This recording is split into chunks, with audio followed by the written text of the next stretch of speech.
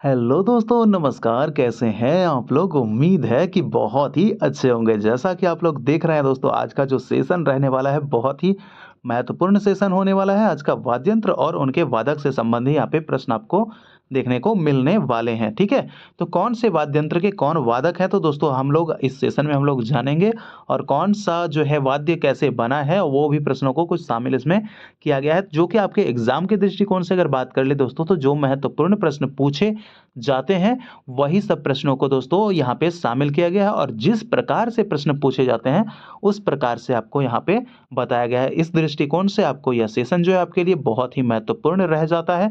तो दोस्तों इस सेशन को आप लोग जो है अंत तक देखिएगा ज़रूर से, क्योंकि दोस्तों यहाँ से जो है प्रश्न आपके लिए बनते ही हैं। चलिए दोस्तों, हम वाद्यंत्र और उनके वादक से शुरू करते हैं। चलिए, माता सरस्वती यहाँ पे हैं, तो साथ में हम लोग अब आगे बढ़ जाते हैं। जैसे कि सरस्वती माँ क्या बीना बजाती हैं, और ये हो गया क्या वादक, ये हो गया आपका वाद्य। और माँ जो हो गई वो क्या हो गई माँ, तो ये आपके वादक हैं, ठीक है। चलिए, हमारा प्रश्न हम लोग देखना शुरू करते हैं। पहला नंबर प्रश्न है हमारा, सबसे प्राचीन वाद्य यंत्र कौन सा है? तो सबसे प्राचीन वाद्य यंत्रों की अगर हम बात कर ले दोस्तों, तो इसमें आपका हो जाएगा सितार, जी बिल्कुल नहीं। तबला नहीं। सरोद नहीं। वीणा नहीं। तो ये आपके वीणा, जी हाँ, वीणा हाँ, ठीक है, वीणा हाँ, नहीं वाले यही थे नहीं। लेकिन इसमें जो सबसे प्राचीन वाद्य यंत्र है, ये आपका हो जाएगा वीणा, ठीक है। चलिए, इस तरह से पहला प्रश्न आप लोगों ने देखा। और बढ़ते हैं दोस्तों, यहाँ पे जो प्रश्न मिलेंगे आपको बहुत अच्छे-अच्छे प्रश्न हैं। आगे आने वाले जो प्रश्नों में अच्छे-अच्छे प्रश्न यहाँ पे शामिल किए गए हैं। अगला प्रश्न है हमारा, निम्नलिखित में से कौन अन्य समूह से मेल नहीं खाता है? दोस्तों देखिए, समूह किस प्रकार से बनाया गया है। वाद्य का जो वर्गीकरण है वो 4 वर्गों में किया गया है, ठीक है। वाद्य को 4 वर्गों में बांटा गया है, जैसा कि आप लोग सभी जानते हैं कि तत्व वर्ग, घन वर्ग, अवनद वर्ग और सुशीर वर्ग। तो ये 4 प्रकार से, तो कौन से वाद्य यंत्र कौन से किस तरह से भिन्न है, ये बताना है। तो दोस्तों यहाँ पे जो जवाब आप देख रहे हैं, वायलिन है, सरोद है और गिटार है। ये तीनों आप देख रहे हैं कि यहाँ पे क्या है, ये तत्व वाद्य के अंतर्गत में आता है, तार वाले हैं, ठीक है। लेकिन एक आपका जो हारमोनियम दिख रहा है, ये कौन से वाद्य के अंतर्गत आता है? ये सुशीर वाद्य के अंतर्गत में आता है। इसलिए हमारा जवाब जो है सबसे हट के अलग वाला हारमोनियम, ठीक है। अगले प्रश्न की तरफ बढ़े दोस्तों। प्रश्न हमारा तीसरा है, वो क्या कह रहा है कि निम्नलिखित में से कौन सा वाद्य यंत्र बिना तार का है? वैसा वाद्य यंत्र जिसमें तार नहीं है, ठीक है। तो बताना है नाम कि कौन सा वाद्य यंत्र है जिसमें तार नहीं है। जैसा आप देखिए यहाँ पे वायलिन, इसमें तार होता है, सितार में भी तार होता है और गिटार में भी होता है। लेकिन हमारा बच गया कौन, किस में तार नहीं होता है? तो इसका जवाब हो जाएगा ऑप्शन नंबर सी, टेम्परेट। इसमें तार नहीं होता है, ये बिना तार का वाद्य यंत्र माना जाता है, ठीक है। चलिए आगे देख लेते हैं। नंबर 4 हमारा प्रश्न है, निम्नलिखित में से कौन सा सुशीर वाद्य यंत्र है? तो सुशीर वाद्य यंत्रों की अगर हम बात करें, तो सुशीर जैसा कि मैंने बताया कि जिसको हवा के द्वारा फूंक कर बजाते हैं, या फिर हवा देकर, जैसे भी भट्टी से दें या फिर जो भी। तो हमारा ऑप्शन में क्या क्या है, वायलिन ये हवा द्वारा नहीं बजता है, सारंगी नहीं बजता है, गिटार भी नहीं बजता। तो आपका जो ऑप्शन जो सही जवाब हो जाएगा, बांसुरी हो जाएगा, ठीक है। निम्नलिखित में से कौन सा सुशीर वाद्य यंत्र है? तो ये आपके बांसुरी जो है सुशीर वाद्य यंत्र के अंतर्गत आते हैं। बांसुरी हो गया, फिर आपकी अगर हम बात कर लें हारमोनियम हो गया, तो ये सब क्या है, सुशीर वाद्य यंत्र के अंतर्गत आते हैं। अगला प्रश्न हमारा नंबर 5 नंबर प्रश्न है कि निम्नलिखित में से कौन तांत्रिक वाद्य यंत्र है? दोस्तों तांत्रिक मतलब, कहने का मतलब है तंत्री वाला, जिसमें कि तार लगा हुआ हो। तो ये बताना है कि कौन सा जो है आपके तांत्रिक वाद्य यंत्र है। तो जवाब क्या होगा इसका दोस्तों, यहाँ पे जो जवाब रहने वाला है आपका, वो क्या हो जाएगा, santoor. Option number D, santoor. क्योंकि मृदंगम जो है ये अवनद वाद्य के अंतर्गत आता है, तबला भी अवनद वाद्य के अंतर्गत आता है, और शहनाई जो है ये सुशीर वाद्य यंत्र के अंतर्गत आता है, ठीक है। तो इसमें ये जो है सुशीर वाद्य यंत्र का जो शहनाई है, इसके जो आवाज निकलता है ना, पूछा जाता है, कभी कभी पूछा जाता है ये प्रश्न कि स्वरोत्पत्ति किससे होती है शहनाई में? तो आपको याद रखना है पत्ती से, ठीक है, पत्ती से। और संतूर में तार लगे होते हैं। इसमें तारों की संख्या की अगर बात कर ले दोस्तों, तो इसमें तार कितने होते हैं, 80 से कितने, 80 से 100 तार, ठीक है। आपको अगर कहीं डायरेक्ट 100 भी दिखे, तो डायरेक्ट आपको टिक करना है 100 पे, ठीक है। चलिए अब आगे बढ़ते हैं। अगला हमारा प्रश्न, हमारा छठा नंबर क्या है, मृदंगम होता है। मृदंगम क्या होता है दोस्तों? मृदंगम क्या हो है बताना है आपको। 2 मुंह वाला ढोल है, या एक प्रकार की बांसुरी है, या एक तार वाद्य है, या फिर एक मृग है। तो मृदंगम क्या है, इसका जवाब क्या रहने वाला है? तो इसका सही जवाब होगा 2 मुंह वाला ढोल है मृदंगम, ठीक है। चलिए आगे देख लेते हैं। अगला हमारा प्रश्न है 7वां नंबर, संगीत यंत्र सितार, यानी जो संगीत में जो यंत्र प्रयोग होता है सितार, उसका जो है आविष्कार किसके द्वारा किया गया था? तो इसका जो जवाब हो जाएगा किसके द्वारा? अमीर खुसरो के द्वारा किया गया था। ठीक है, अमीर खुसरो के द्वारा। और अमीर खुसरो का जन्म कब हुआ था? तो 1235 ईस्वी में कहाँ हुआ था? एटा जिला के पटियाली गांव में हुआ था। ठीक है, एटा जिला उत्तर प्रदेश में पड़ता है, एटा जिला, वहां के पटियाली गांव में इनका जन्म हुआ था। और अमीर खुसरो किसके दरबार में रहा करते थे? तो अलाउद्दीन खिलजी के दरबार में रहा करते थे। अलाउद्दीन अलाउद्दीन खिलजी, याद रखिएगा। इसको अमीर खुसरो को भारत का तोता भी, तोताए हिंद भी कहा जाता है, और इसने स्वयं को भारत का तोता कहा था। स्वयं से स्वयं को, ठीक है, खुद से खुद को। चलिए आगे देख लेते हैं। 8वां नंबर हमारा प्रश्न है, निम्नलिखित में से कौन मुगल शासक वीणा वादक था? देखिए मुगलों की अगर हम बात कर ले तो बहुत जो है मुगल जो आए जब हमारे भारत में, तो बहुत ऐसे चीज़ें जो हैं वो प्रभावित हुई थी हमारे भारत की। तो उसमें से क्या पूछ रहा है कि कौन सा मुगल शासक वीणा वादक था? तो वीणा वादक की हम बात कर ले तो ये वीणा वादक जो थे हमारे, कौन थे? वो औरंगजेब हो जाएंगे। ये औरंगजेब बीना बजाते थे। दोस्तों एक प्रश्न और आता है कि अकबर क्या बजाते थे? तो जवाब इसका क्या हो जाएगा? नक्कारा। ठीक है, जवाब नक्कारा। और ये आपके औरंगजेब जो है ये क्या बजाते थे? औरंगजेब, याद रखना है। तो ये वीणा वादक थे, औरंगजेब भैया जो थे। आगे देख लेते हैं। हमारा 9वां नंबर प्रश्न है, मुगल सम्राट अकबर किस वाद्यंत्र को बहुत ही कुशलता से बजाते थे? देखिए अभी जो मैंने बताया कि अभी जो प्रश्न है ऊपर मैंने अभी जो बताया, जैसे ही जस्ट आपको यहाँ पे देखने को भी मिल गया है। दोस्तों ये प्रश्न जो है आपको इसको याद कर लीजिएगा, आता है वहाँ उसके बारे में, औरंगजेब के बारे में पूछा जाए या ना जाए, लेकिन अकबर के बारे में पूछा जाता है। तो मुगल सम्राट अकबर किस वाद्यंत्र को बहुत ही कुशलता से बजाते थे, या किसमें वो प्रवीण थे? तो इसका जवाब ऑप्शन नंबर डी हो जाएगा, नक्कारा। ठीक है, चलिए आगे देख लेते हैं। हमारा 10वां नंबर प्रश्न है, उस्ताद बिस्मिल्लाह खां किस वाद्यंत्र को बजाते थे? तो बिस्मिल्लाह खां की अगर हम बात कर ले तो ये जो है किस वाद्यंत्र को बजाने में निपुण थे, किस वाद्यंत्र को बजाने में इनको महारत हासिल थी? तो इसका जवाब हो जाएगा ऑप्शन नंबर सी, शहनाई। ठीक है, ये ऐसा कहा जाता है कि ये बनारस के महाकालेश्वर मंदिर में ये शहनाई बजाया करते थे। ठीक है, तो इस तरह से आपके हो गए 10वें नंबर प्रश्न क्लियर। आगे देख लेते हैं। 11 नंबर प्रश्न हमारा क्या कह रहा है, अमजद अली खान निम्नलिखित में से किस संगीत वाद्य को बजाते थे या किस वाद्य से संबंधित थे? तो देखिए अमजद अली की दोस्तों अगर बात हो तो अमजद अली खान जो है ये आपके संबंधित है किस वाद्य से? ऑप्शन नंबर बी हमारा सही जवाब हो जाएगा, सरोद वाद्यंत्र बजाते थे। अगला प्रश्न की तरफ हम देखें तो 12वां नंबर प्रश्न है हमारा, विलायत खां किस वाद्यंत्र से संबंध रखते हैं या फिर किस वाद्यंत्र को बजाते हैं? तो इसका जवाब क्या हो जाएगा? विलायत। देखिए नाम जैसे ही आया याद रखिएगा विलायत। तो विलायत खां जो है ये आपके, इनको क्या कहते हैं? प्राण प्रिया। ठीक है, प्राण पिया इनका उपनाम जो है, प्राण पिया है विलायत। जो मैंने बताया था ना ट्रिकली मेथड से, अगर आप नहीं देखे हैं जाके वो वाला सेशन नाम उपनाम का, तो जाके देख लीजिए, एक बार में बिल्कुल ही याद हो जाएगा। तो आप लोग प्राण पिया मैंने बताया था ना, कैसे बताया था कि जो विलायत में रहते हैं वो क्या होते हैं? प्राणों से भी प्यारे होते हैं, प्राण से ही, तो इसलिए प्राण पिया उनको कहा जाता था। ठीक है, इनका उपनाम। चलिए वैसे हम लोग अब प्रश्न पे चलें तो अपना ये जवाब क्या होने वाला है? विलायत खां का जो वाद्यंत्र है वो कौन सा? Sitar. Option number B sitar हो जाएगा। ठीक है, सितार।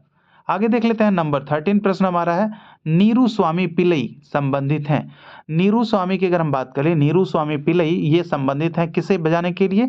इसका जवाब हो जाएगा option number C, nadaswaram. Nadaswaram ये दक्षिण भारत की नादस्वरम को उत्तरी भारत में क्या कहा जाता है? यहाँ पे कहा जाता है दोस्तों, याद रखिएगा, शहनाई। ठीक है, शहनाई, इसको शहनाई कहा जाता है और दक्षिण भारत में इसको नादस्वरम के नाम से जानते हैं। तो नादस्वरम कौन बजाते हैं? नीरू स्वामी पिल्लई। नीरू तो नाद। ठीक है, याद रखना है। चलिए नंबर 14 प्रश्न हमारा क्या है, एस बालचंद्रन किस वाद्यंत्र से संबंधित हैं? एस बालचंद्रन की अगर हम बात कर ले तो ये किस वाद्यंत्र से संबंधित हो जाएंगे? तो बालचंद्रन जी जो थे ये आपके बजाने में निपुण थे। कौन सा? वीणा बजाने में निपुण थे। ये क्या बजाते थे? वीणा, जो कि सबसे प्राचीन वाद्यंत्र है। ठीक है, और देखिए सबसे प्राचीन अगर पूछेगा सुशीर वाद्यंत्र तो ये आपके बांसुरी हो जाएंगे। ठीक है, याद रखिएगा।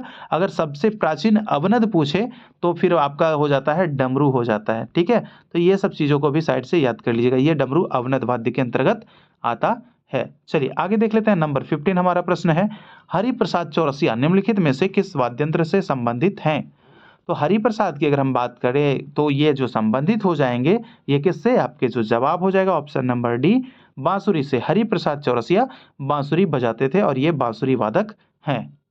आगे देख लेते हैं नंबर 16 हमारा प्रश्न है, बीजी जोग किस वाद्यंत्र से संबंधित है या फिर किस वाद्य संगीत के लिए प्रसिद्ध हैं। तो बीजी जोग की अगर हम बात कर ले दोस्तों, तो बीजी जोग हो जाएंगे वो आपके किस लिए, बीजी जोग वायलिन बजाते थे, याद रखिएगा वायलिन के जो प्रसिद्ध जो जादूगर हैं ये बीजी जोग ही हैं, ठीक है। तो बीजी जोग ही हैं और इनका संबंध वायलिन से है, ये वायलिन वादन करते हैं। आगे देख लेते हैं, अगला हमारा प्रश्न है 17 नंबर, उस्ताद अल्लाह रखा किस वाद्यंत्र से संबंधित है। देखिए अल्लाह रखा की हम बात करें तो इनका जन्म जो है 1928 ईस्वी में बताया जाता है कि इनका जन्म 1928 ईस्वी में हुआ है।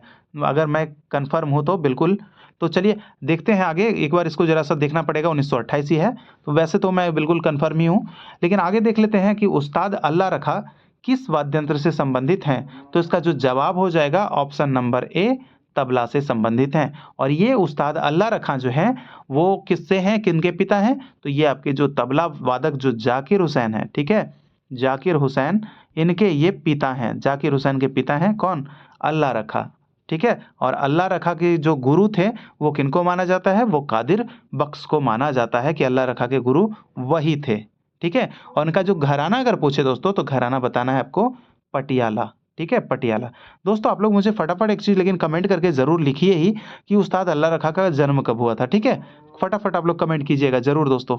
आगे देख लेते हैं, नंबर 18 हमारा प्रश्न है, क्या कह रहा है, गोविंद स्वामी पिल्लई का संबंध किस वाद्यंत्र से है। तो गोविंद स्वामी पिल्लई की अगर हम बात कर ले तो ये भी बीजी जोग की श्रेणी में आते हैं, यानी कि कहने का मतलब क्या हो गया, ये भी आपके वायलिन वादक हैं, ठीक है। क्या है, गोविंद स्वामी पिल्लई ये क्या है, आपके वायलिन वादक हैं। और एक नीरू स्वामी पिल्लई जो कि मैंने आपको ऊपर में बताया वो नाद स्वरम बजाते थे, नाद स्वरम, नीरू स्वामी पिल्लई नाद स्वरम और गोविंद स्वामी पिल्लई वायलिन, ठीक है। आगे देख लेते हैं, नंबर 19 हमारा प्रश्न है कि पन्नालाल घोष इनमें से कौन सा वाद्यंत्र बजाते थे। देखिए पन्नालाल घोष की बात कर ले या फिर हरिप्रसाद चौरसिया की हम बात कर ले, तो ये जो वाद्यंत्र बजाने वाले जो लोग हैं ना, ये सब ये दोनों विख्यात बांसुरी वादक हैं। क्या, विख्यात बांसुरी वादक हैं, बहुत अच्छा नाम है इन लोगों का बांसुरी वादन में, ठीक है। तो ये जो आपके प्रश्न जो है काफ़ी इंपॉर्टेंट है, ये दोनों का नाम याद रखिएगा। अगला प्रश्न हम 20 नंबर की तरफ बढ़ें तो अगला है कि पालाधर रघु का संबंध किस वाद्यंत्र से है। देखिए पालाधर रघु की हम बात कर ले दोस्तों, तो इसका जो संबंध हो जाएगा आपके मृदंगम से हो जाएगा, ठीक है। ये पालाधर रघु क्या बजाते थे, तो मृदंग बजाते थे। और मृदंग कौन सा वाद्य है, तो ये आपका अवनद वाद्य के अंतर्गत आता है। चलिए आगे देख लेते हैं, 21 नंबर प्रश्न है हमारा, लतीफ खां का संबंध किस वाद्यंत्र से है। लतीफ खां, ठीक है, एक आपके लताफत हैं और दूसरे आपके सराफत हैं, लेकिन ये जो है लतीफ खां है। लतीफ और वो लताफत सराफत वो आगरा घराने वाले वो अलग हैं, वो आपको ध्यान नहीं देना है। यहाँ पे देखना लतीफ खां का संबंध किस वाद्यंत्र से है। इसका जो जवाब हो जाएगा दोस्तों वो क्या हो जाएगा, ऑप्शन नंबर सी, ये आपका जवाब तबला से हो जाएगा। लतीफ खां क्या बजाते थे, तबला बजाते थे। और आपके अल्लाह रखा जो थे वो भी तबला, जाकिर हुसैन भी तबला वादक, ठीक है। आगे देख लेते हैं, नंबर 22 प्रश्न हमारा, जाकिर हुसैन का संबंध किस वाद्यंत्र से है। देखिए मैंने जैसा कहा कि जाकिर हुसैन ये जो हैं ये किनके पुत्र हैं, अल्लाह रखा के पुत्र हैं, तो इनका जो संबंध है वो किससे, ये जो पिता बजाते हैं वही पुत्र भी, यानी कि ऑप्शन नंबर डी सही जवाब हो जाएगा, तबला, ठीक है, जो कि अवनद वाद्य है। आगे है 23 नंबर का प्रश्न है, वीवी सुब्रमण्यम कौन सा वाद्यंत्र बजाते थे। तो वीवी सुब्रमण्यम की अगर हम बात कर ले तो इनका जो वाद्यंत्र हो जाएगा वो कौन सा वाद्यंत्र बजाते थे, ये गोविंद स्वामी पिल्लई की तरह ये भी क्या बजाते थे, वायलिन बजाते थे, ठीक है। वीवी सुब्रमण्यम, गोविंद स्वामी पिल्लई या फिर बीजी जोग, ये सब क्या है, वायलिन प्लेयर हैं, ये सब वायलिन प्ले करते हैं, ठीक है। चलिए अब आगे देख लेते हैं, अगला हमारा प्रश्न है 24 नंबर का, बाल मुरली कृष्ण का संबंध किस वाद्य से है। बाल मुरली कृष्ण की अगर हम बात कर ले तो बाल मुरली कृष्ण भी जो है आपके संबंध हो जाएंगे वायलिन से, क्योंकि ये भी दोस्तों वायलिन वादक हैं, बाल मुरली कृष्ण। तो ये सब चारों नाम मैंने बताया है वायलिन से, तो एक प्रश्न तो बिल्कुल आना ही है वायलिन वादक से, ठीक है, तो याद रख ही लेना है आप लोगों को। चलिए आगे देख लीजिए, 25 नंबर हमारा प्रश्न कह रहा है कि निम्नलिखित में से कौन सही रूप से सुमेलित नहीं है। तो दोस्तों देखना है, सुमेलित जो नहीं होगा वो बताना है। विलायत खां सितार बजाते थे, तो इसका जवाब है बिल्कुल हाँ बजाते थे। अल्लाह रखा तबला बजाते थे, हाँ बजाते थे। हरिप्रसाद चौरसिया बांसुरी, ये भी सही जवाब है। लेकिन यहाँ पे जो हमारा जो जवाब है कौन नहीं है, ये आपका नहीं है, ठीक है। तो अमजद अली खां ये पखावज नहीं, ये क्या, ये सरोद बजाते थे, ठीक है, सरोद, अमजद अली खां। इसलिए हमारा जवाब हो जाएगा ऑप्शन नंबर डी, यहाँ पे सही जवाब हो जाएगा, ठीक है, क्योंकि ये जो है गलत है इसलिए सही है। आगे देख लेते हैं 26 नंबर का प्रश्न है, उस्ताद जाकिर हुसैन को किस वाद्ययंत्र को बजाने में विशिष्टता प्राप्त थी।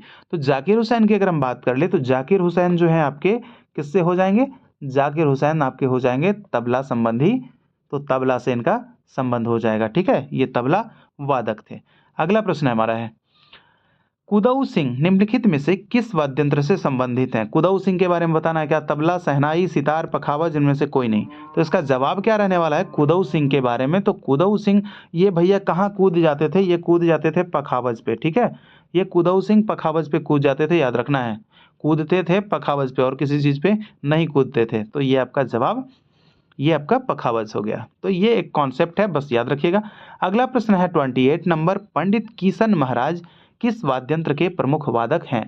तो किशन महाराज की अगर हम बात कर ले तो किशन महाराज का संबंध जो है ये आपके हो जाएंगे तबला से, और इनका घराना अगर पूछे तो घराना बनारस घराना हो जाता है किशन महाराज का, ठीक है, याद रखना है। अगला प्रश्न हम बढ़े, 29 नंबर का प्रश्न है हमारा, वो क्या कह रहा है, पंडित रविशंकर को निम्न में से किस वाद्यंत्र को बजाने में विशिष्टता थी। देखिए पंडित रविशंकर जो कि इनके गुरु का नाम क्या था, इनके गुरु का नाम अलाउद्दीन खां था, जो कि ये मैहर घराने से संबंध रखते हैं, ठीक है, मैहर घराने से संबंध रखते हैं पंडित रविशंकर जी। और इनकी एक पुस्तक है, ठीक है, my music my life, my music my music my life, ये इनकी एक पुस्तक है जो कि काफी प्रसिद्ध और काफी इनकी चर्चित पुस्तक है। अब आते हैं प्रश्न पे कि इनमें से किस वाद्यंत्र को बजाने में विशेषता थी पंडित रविशंकर। तो ये सितार बजाते थे, ऑप्शन नंबर सी। और ये सितार किस शैली के, शैली भी पूछा जाता है कभी कभी, ये भी याद रखिएगा। तो किस शैली के ये सितार वादक थे, तो इसका जवाब हो जाएगा गत शैली के सितार वादक थे, ठीक है। एक होता है गत शैली और दूसरा होता है गायन शैली, तो ये आपके गत शैली के सितार वादन थे, ठीक है, याद रखना है। चलिए आगे देख लेते हैं। अगला प्रश्न है 30 नंबर का, अनुष्का शंकर को किस वाद्यंत्र को बजाने में विशिष्टता प्राप्त थी। तो अनुष्का शंकर की हम बात करें तो ये पुत्री हैं किनकी, अनुष्का शंकर पुत्री हैं पंडित रविशंकर जी की। तो जो पिता बजाते थे स्वयं ये पुत्री भी वही बजाती है, तो इसका जवाब हो जाएगा ऑप्शन नंबर ए। तो अनुष्का शंकर हो या रविशंकर, सितार से इनका संबंध हो जाएगा। और ये सितार में कितने, सितार में 7 तार होते हैं, याद रखना है। और सितार किसका मिश्रण है, मैं आगे भी बताऊंगा अभी इसके बारे में, ठीक है। तो आपको बने रहना है हमारे साथ। और दोस्तों सेशन अगर अच्छा लग रहा हो, मज़ा आ रहा हो, तो आप लोग चैनल को सब्सक्राइब करके दोस्तों और वीडियो को जरूर से लाइक कीजिएगा और कमेंट भी करते रहिएगा। आप लोग कम से कम एक हार्ट तो जरूर देते रहिएगा, क्योंकि दोस्तों इससे क्या होता है, बस कुछ नहीं, थोड़ा सा मोटिवेशन हाई होता है और सेट प्रैक्टिस का जो है मज़ा दोस्तों आप लोगों के सामने वो मेरा दुगना हो जाता है। तो बहुत ही जोश और एनर्जी के साथ जो है मैं सेट प्रैक्टिस फिर करवाता हूं। तो दोस्तों इसलिए आप लोग का प्यार जो है बहुत ज़रूरी हो जाता है हमारे लिए।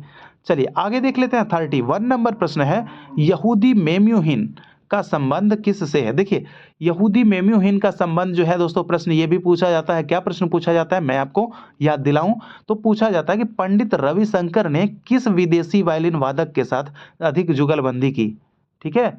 तो किसके साथ जुगलबंदी की, किस वायलिन वादक के साथ, तो प्रश्न ये पूछा जाता है। तो यहूदी मेम्यूहिम जो है ये किस वाद्यंत्र से संबंधित है, तो ये आपके वायलिन से संबंधित हैं। तो जब सबसे अधिक जुगलबंदी जो हुई पंडित रविशंकर की, इसी विदेशी वायलिन वादक के साथ हुई, यहूदी मेम्यूहिम, ठीक है, प्रश्न याद रहेगा ना।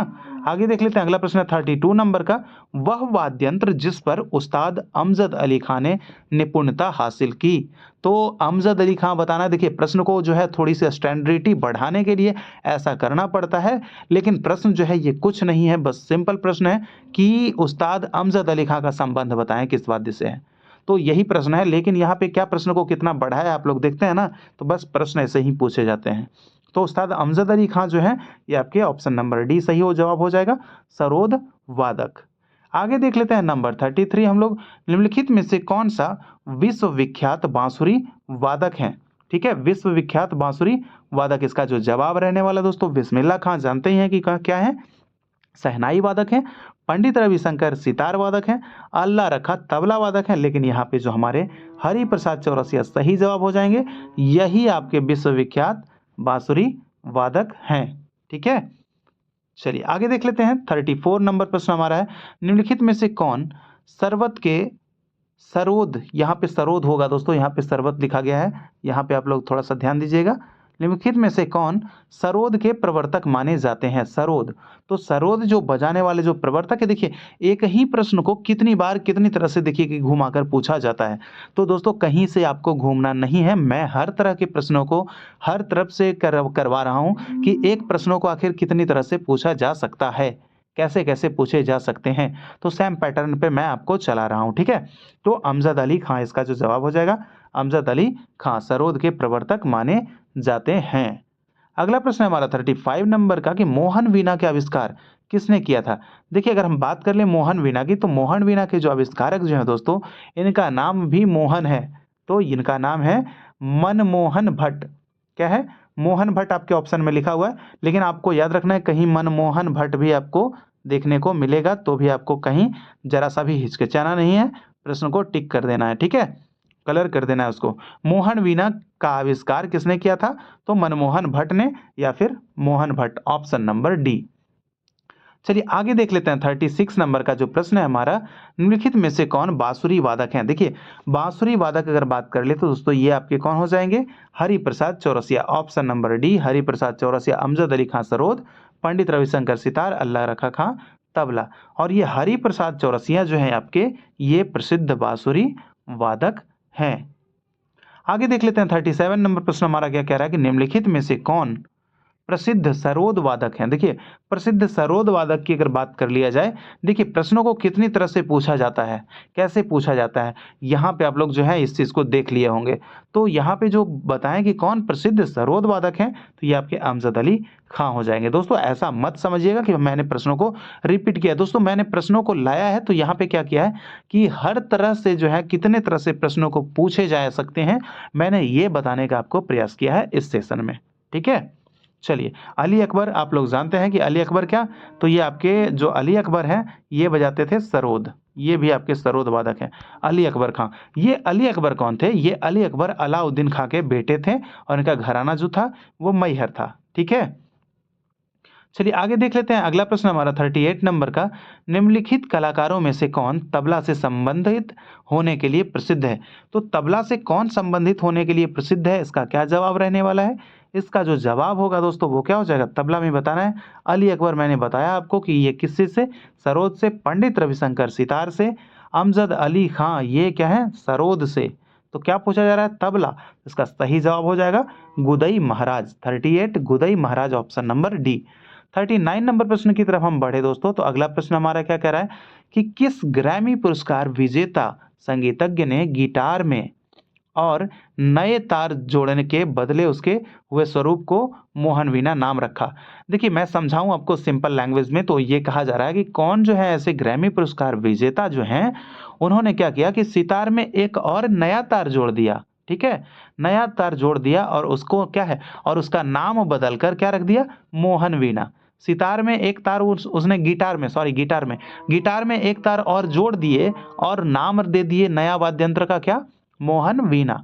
तो वो कौन व्यक्ति थे? देखिए मोहन वीणा वाले बजाने वाले जो व्यक्ति होंगे वही इसका जवाब होगा मनमोहन भट्ट। कहीं पे आपको जवाब आएगा इसका विश्व मोहन भट्ट भी। ठीक है, तो मनमोहन भट्ट, मोहन भट्ट, विश्व मोहन भट्ट, ये थोड़ा सा आप लोग को देख के वहां पे एडजस्ट कर लीजिएगा। ठीक है, तो इनको क्या ग्रैमी पुरस्कार से भी सम्मानित किया जा चुका था, मोहन भट्ट को। आगे देखिए नंबर 40 हमारा प्रश्न है कि किस वाद्यंत्र वादक को पद्मश्री से लेकर भारत रत्न तक सभी राष्ट्रीय सम्मानों से पुरस्कृत किया जा चुका है? यानी कि कौन है इनमें से, कौन है दोस्तों, बताना है कि जिनको पद्मश्री से, ठीक है, पद्मश्री से लेकर भारत रत्न तक के पुरस्कार इनको मिल चुका है, ये कौन है? तो दोस्तों मैं बता दूं, ये जो है व्यक्ति ये कौन है? ये शहनाई वादक हैं, प्रसिद्ध शहनाई वादक। इसका जो सही जवाब हो जाएगा ऑप्शन नंबर बी, बिस्मिल्लाह खां। ठीक है, बिस्मिल्लाह खां ये जो है ये शहनाई वादक हैं। इनको दोस्तों फटाफट आप लोग कमेंट कीजिए कि भारत रत्न कब मिला था। फटाफट मुझे बताइए कमेंट बॉक्स में कि भारत रत्न बिस्मिल्लाह खां को कब दिया गया था, क्योंकि मैंने इसके बारे में भी दोस्तों आप लोगों को बताया है। आगे देखिए 41 नंबर प्रश्न हमारा है क्या? इनमें से कौन सही सुमेलित है? तो इसमें सही वाले को बताना है दोस्तों। देखिए जाकिर हुसैन तबला, हमारा तो फर्स्ट में ही सही पकड़ा गया, तो हमें आगे बढ़ने की कोई ज़रूरत नहीं है। ठीक है, जाकिर हुसैन का संबंध किससे है? तबला से है। और कोई है इसमें? पंडित रविशंकर पखावज, ये गलत है। हरिप्रसाद चौरसिया मोहन वीणा, ये भी गलत है। अमजद अली खां, ये आपके अमजद अली खां सरोद, ये भी आपका सही जवाब हो जाएगा। ठीक है, अमजद अली खां सरोद बजाते थे, तो ये भी आपका सही जवाब हो जाएगा। तो दोनों इसमें से हमारा सही जवाब है, इसलिए हमारा उपयुक्त में से एक से अधिक हमारा आंसर होना चाहिए, जो कि ऑप्शन में नहीं है, कोई बात नहीं, वहाँ पे रहेगा। आगे देख लीजिए 42 नंबर का प्रश्न है, इनमें से कौन सुमेलित है? सुमेलित वाले को चुनना है, इनमें से कौन सुमेलित है? जो सुमेलित है वो देखना है। देखिए हम बात कर ले देबू चौधरी की, तो देबू चौधरी का संबंध किससे है? सितार से, जी बिल्कुल है। अमजद अली खां सरोद, जी बिल्कुल है। शिव कुमार शर्मा संतूर से हैं, जी हाँ बिल्कुल है। अमजद अली खां सरोद से हैं। ठीक है, तो ये चारों जो है आपके क्या है? सही जवाब है। अमजद अली खां सरोद, शिव कुमार शर्मा संतूर और अमजद अली खां। दोस्तों यहाँ पे कौन सुमेलित है? यहाँ पे किस तरह से प्रश्न को, एक मिनट जरा सा रुकिएगा। जी हाँ, देबू चौधरी तो बिल्कुल ये सही हमारे हो जाएंगे। अमजद अली खां सरोद ये भी सही है। ठीक है, शिव कुमार शर्मा सरोज, अमजद अली, जी कोई बात नहीं, ये दो बार रिपीट हुआ था। ठीक है, ये दो बार। तो हमारा यहाँ पे जो जवाब रहेगा उपयुक्त सभी, सभी सुमेलित है, यहाँ पे जवाब हो जाएगा सभी। ठीक है, मुझे भी लगा कि यहाँ पे कहीं दो बार तो रिपीट, तो एक बार ही है, कोई अलग चीज़ तो नहीं लिखा है, तो क्योंकि यहाँ पे अमजद अली खां दो बार रिपीट हो गया दोस्तों, कोई बात नहीं। चलिए अब आगे देख लेते हैं। 43 नंबर का प्रश्न हमारा है, निम्नलिखित में से कौन एक सरोद वादक नहीं है? दोस्तों बताना है कि कौन ऐसे वादक हैं जो सरोद नहीं बजाते हैं। तो 43 नंबर हमारा आंसर हो जाएगा, जो आपके पहला नंबर क्या है? अकबर खान। ठीक है, अली अकबर, तो ये आपके बजाते थे, सरोद बजाते थे। अल्लाह रखा, ये आपके क्या बजाते थे? अल्लाह रखा तबला बजाते थे। ठीक है, आगे देख लेते हैं। अलाउद्दीन ये सरोद हैं, और अमजद अली खां ये भी सरोद बजाते थे। तो इसलिए जो हमारा जो जवाब रहने वाला है ये ऑप्शन नंबर बी, अल्लाह रखा, जो कि आपके क्या है? ये सुमेलित नहीं है। ठीक है, ये सुमेलित नहीं है, ये आपका तबला बजाते हैं, तो ये चीज़ आपको देखना पड़ेगा। ठीक है, चलिए आगे देख लेते हैं। अगला प्रश्न हमारा क्या कह रहा है? 44 नंबर का प्रश्न है, इनमें से कौन प्रसिद्ध वायलिन वादक हैं? देखिए वायलिन वादकों की अगर हम बात कर ले दोस्तों, तो इनमें जो प्रसिद्ध वायलिन वादक हैं वो आपके नाम हो जाएंगे professor T N Krishnan. Professor T N Krishnan ये क्या है? ये प्रसिद्ध वायलिन वादक हैं। तो दोस्तों मैंने वायलिन वादक के आपको ऊपर में 4-5 नाम बताए हैं, आप उन सबों को भी याद कर लीजिएगा और इनको भी याद रखिएगा, क्योंकि वायलिन से एक आपको पूछ ही देगा, क्योंकि दोस्तों ये जो है इम्पॉर्टेंट है। और वायलिन जो है आपकी बात कर ले तो ये पाश्चात्य संगीत का जो वाद्य यंत्र है। ठीक है, गिटार भी आपके क्या है? पाश्चात्य संगीत के वाद्य यंत्र, लेकिन अब तो यहाँ पे जो आ गए हैं भारतीय में आकर, ये क्या हुआ है? पूर्ण भारतीय रूप से घुल मिल गया है। अब गिटार जो है इंडियन भी बनने लगा है, इंडियन भी हो गया है। चलिए आगे देख लेते हैं। अगला प्रश्न है 45 नंबर का, निम्नलिखित में से कौन बांसुरी के लिए प्रसिद्ध वादक के रूप में जाने जाते हैं? बांसुरी के लिए जो प्रसिद्ध वादक होंगे दोस्तों, यहाँ पे नया नाम देखने को मिलेगा। यहाँ पे हरिप्रसाद चौरसिया और पन्नालाल घोष जी यहाँ पे नहीं मिलेंगे। नया नाम जानना है यहाँ पे, तो बांसुरी वादन के लिए प्रसिद्ध वादक कौन है? देबू चौधरी? नहीं जी नहीं, ये सितार। ठीक है, ये सितार। मधुप मुगदल मुदगल, ये आपका रोनू माजूमदार। ये उसके बाद अगर हम बात कर ले आगे शराफत अहमद, तो यहाँ पे तो इसका जो जवाब हो जाएगा, तो इसको ऑप्शन नंबर सी जो होगा सही जवाब, रोनू माजूमदार। ये जो है आपके रोनू माजूमदार क्या बजाते थे? बांसुरी बजाते थे। ठीक है, तो दोस्तों इस तरह से जो है आपको याद रख लेना है रोनू माजूमदार का भी नाम। ठीक है, चलिए आगे देख लेते हैं। 46 नंबर प्रश्न हमारा है, झाला, विनाई, दमामा, मुरियो है, ये सब क्या है? झाला है, विनाई है, दमामा है, मुरियो है, ये सब क्या है? क्या उत्तराखंड की नदियां हैं? क्या लद्दाख की पहाड़ी चोटियां हैं? क्या कुमाऊं के वाद्य यंत्र है? या गढ़वाल के मंदिर है? या उपयुक्त में से कोई नहीं? तो जवाब इसका क्या रहने वाला है दोस्तों? ये सब जो भी हैं ये कुमाऊं के वाद्य यंत्र हैं। ठीक है, कुमाऊं के वाद्य यंत्र है। और कुमाऊं कहाँ पड़ता है? कुमाऊं आपके उत्तराखंड में पड़ता है, ठीक है, उत्तराखंड में पड़ता है। कुमाऊं एक जगह है, वहाँ पे दोस्तों क्या है, एक बहुत अच्छा सा लोक नृत्य होता है। उस नृत्य का नाम अगर आप जानते हैं तो फटाफट जो है कमेंट बॉक्स में उस नृत्य का नाम भी आप लोग कमेंट कीजिए।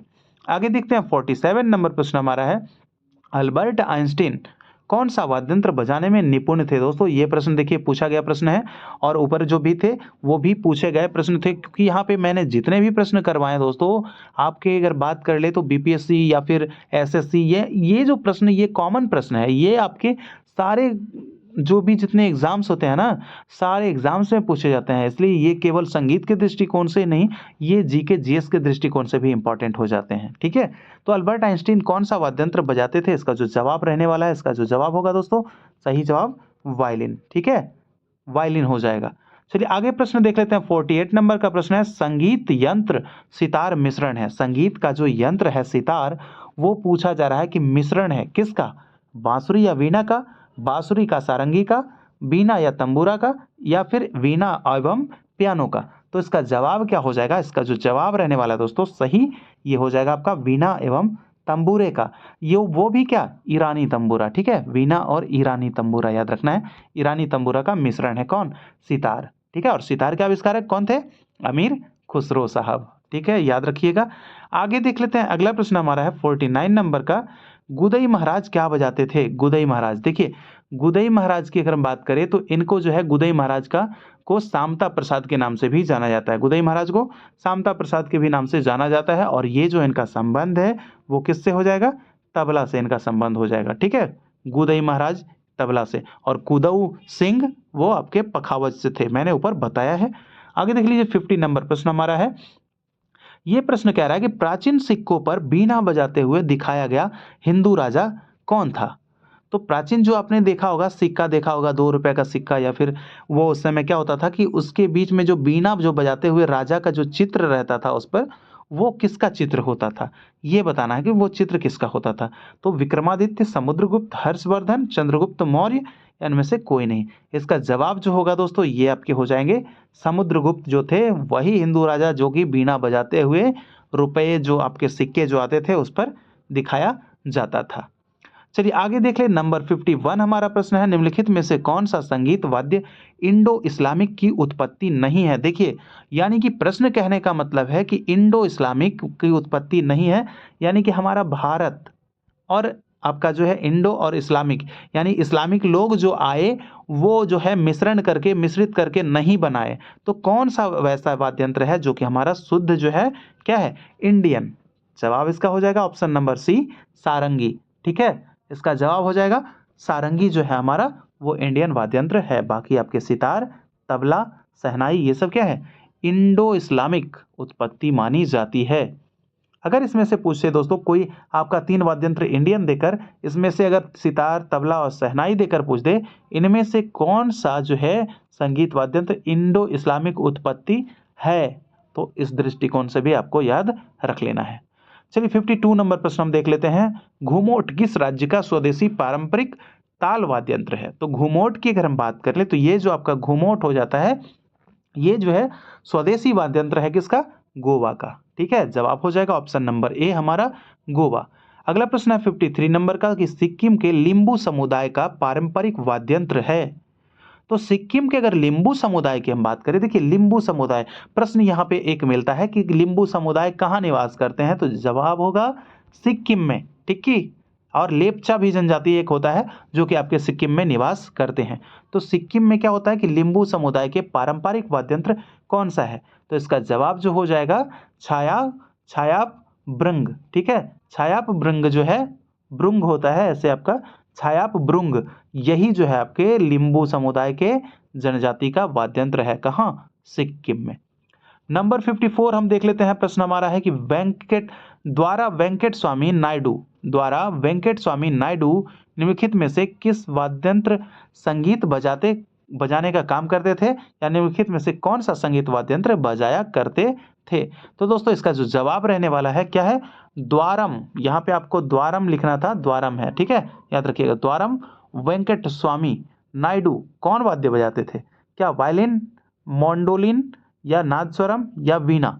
तो तो इसका जो जवाब हो जाएगा ये भी आपके हो जाएंगे कौन से, इसका जवाब वायलिन हो जाएगा। ठीक है, वायलिन, ये दक्षिण पद्धति के व्यक्ति हैं, याद रखिएगा, वायलिन बजाते थे। आगे देख लीजिए 55 नंबर हमारा प्रश्न है कि घटम है, घटम एक है, तो दोस्तों बताना है कि घटम क्या है। देखिए घटम की अगर हम बात कर ले तो घटम ये होता है, आपके पढ़ें तो यहाँ पे संकीर्ण मोह, संकीर्ण मुंह यहाँ पे होगा, मोह नहीं, संकीर्ण मुंह का मिट्टी का बर्तन है। ठीक है, जिसका उपयोग तबले के रूप में किया जाता है। जी हाँ, घटम जो है दोस्तों अगर मैं बात करूं तो यह क्या है, घटम, घटम संकीर्ण मुंह वाला जो है मिट्टी का बर्तन है और जिसका उपयोग क्या होता है, तबले के रूप में किया जाता है। जिसका क्या होता है, तबले के रूप में, यहाँ पे तबले, ठीक है, तबले के रूप में। थोड़ा सा यहाँ पे मिसप्रिंटिंग हुआ है, लेकिन आप लोग याद रखिएगा कि ये बड़े आकार वाला होता है, छोटा ये नहीं होता है दोस्तों, ये छोटा नहीं होता है, ये बड़े आकार का होता है, संकीर्ण मुंह का मिट्टी का बर्तन होता है और इसका उपयोग जो है तबले के रूप में किया जाता है, तो वही होता है आपका घटम। ठीक है, तो चलिए इस तरह से जो है आपके 55 प्रश्न यहाँ पे मैंने आपको सॉल्व करवा दिए हैं। तो दोस्तों आप लोग मुझे कमेंट करके बताइए कि आज का प्रश्न जो है वो आप लोगों को कैसा लगा, मैंने आप लोगों को बताया वो कैसा बताया। तो दोस्तों आप लोग मुझे कमेंट करके बताइए, और मैंने जितने सवाल भी पूछे हैं आपसे जो, तो दोस्तों आप लोगों का जवाब जो है वो आना चाहिए। ठीक है, चलिए तो मिलते हैं दोस्तों आपसे अगले सेशन में। जब तक के लिए कुछ इजाज़त चाहते हैं मैं, और उसके बाद फिर कुछ नए सेशन में मिलेंगे नई नई प्रश्नों के साथ। ठीक है, जय हिंद, जय भारत।